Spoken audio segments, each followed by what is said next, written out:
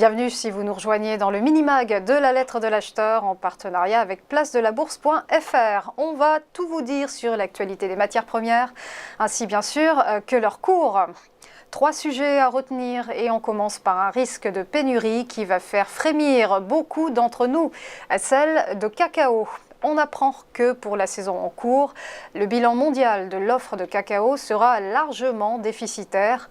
125 000 tonnes devraient manquer dans les stocks, alors que 250 000 tonnes étaient en excédent la saison dernière. Ce sont en tout cas les estimations de 8 experts interrogés par l'agence Reuters. La faute à de mauvaises conditions météorologiques au Ghana, deuxième producteur mondial de cacao. Des pluies tardives et violentes ont gravement impacté la production. Simultanément à une production ivoirienne, elle aussi revue à la baisse.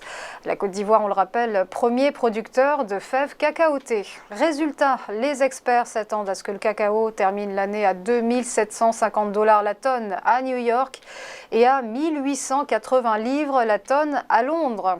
Ajoutez à cela une demande croissante de chocolat post-pandémie et l'on obtient tous les ingrédients d'une pénurie qui s'annonce décidément difficile pour tous les cacaos dépendants.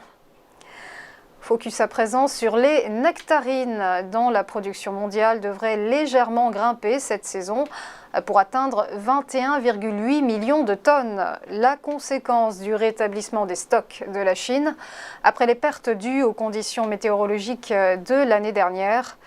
Malgré l'augmentation de l'offre, les exportations devraient chuter de 23 000 tonnes pour atteindre 55 000 tonnes.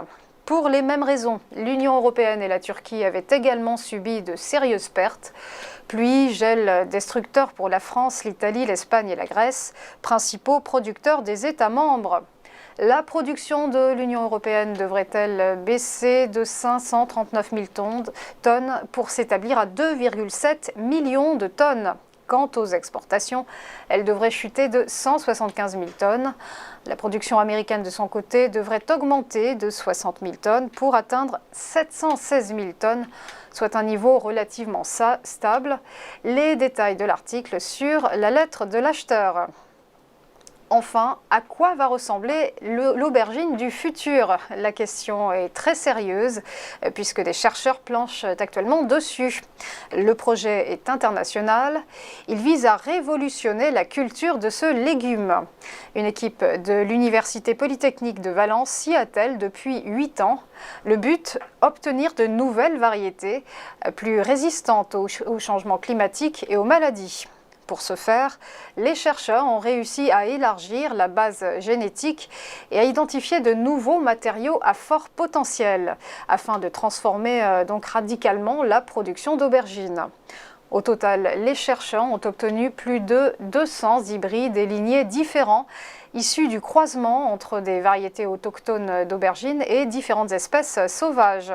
De quoi réjouir les producteurs pour qui les principaux problèmes de l'aubergine, comme le flétrissement bactérien et les ravageurs, ne seraient alors plus qu'un mauvais souvenir.